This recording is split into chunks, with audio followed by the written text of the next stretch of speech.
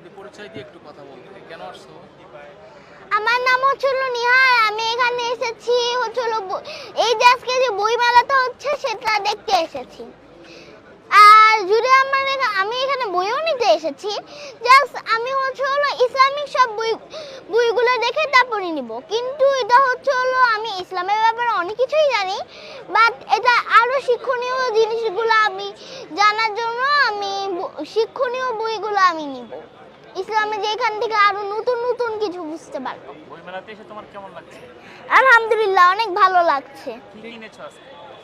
এটা আমার কিনা হয়নি, বরং এটা আমাকে শিবিরের পক্ষ থেকে গিফট করা হয়েছে। শিবির কি চেনো?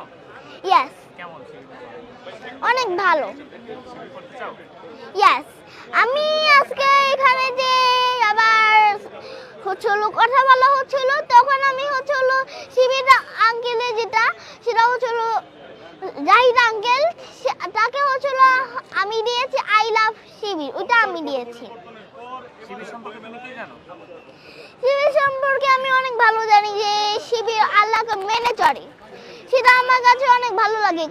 এই জন্য হচ্ছিল আমি শিবিরের সাথে হচ্ছিল যোগ দিতে চাচ্ছি, এবং আমি যেহেতু দিয়েছি এই জন্য তারপর আমি বলেছিলাম যে আঙ্কেল আমি তো শিবিরের সাথে যোগ দিতে চাই, আমি কিভাবে যোগ দিব।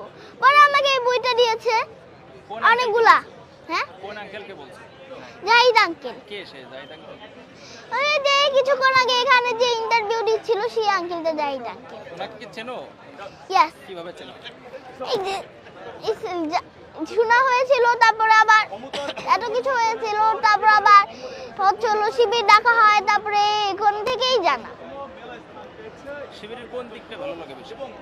আমরা শিবিরের পুরোটাই ভালো লাগে, যে তারা নামাজ পড়ে, তারপরে 5 ওয়াক্ত নামাজ পড়ে, সবাইকে আবার দাওয়াত দেয়, এরকম। আচ্ছা, তুমি যদি শিবিরে যোগ দাও দিবা কেন? আমি তো যোগ দিচ্ছি, যোগ দিতেও চাচ্ছি। কবে নাগাদ দিবা? কত বছর পরে? আমাকে তো বই দেওয়া হয়েছে, বলেছে যে এটা পড়তে পড়তে যদি এটা শেষ হয়ে যায় তাহলে তো আরেকটা দিবে, তারপর এখান থেকে নাকি আমি শিবিরের সাথে যোগ হয়ে যাব।